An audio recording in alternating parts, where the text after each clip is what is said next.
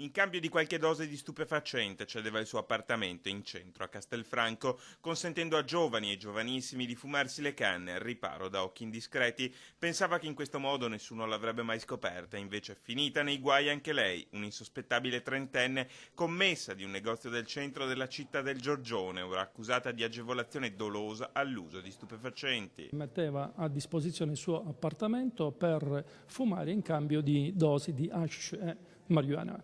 Assieme alla commessa sono finiti nei guai anche altri 5 ventenni accusati di detenzione ai fini di spaccio di sostanze stupefacenti. L'inchiesta, che era cominciata lo scorso febbraio con l'arresto di un 21enne ora sottoposto all'obbligo di presentazione alla polizia giudiziaria, ha messo in luce un vasto giro di stupefacenti nella Castellana.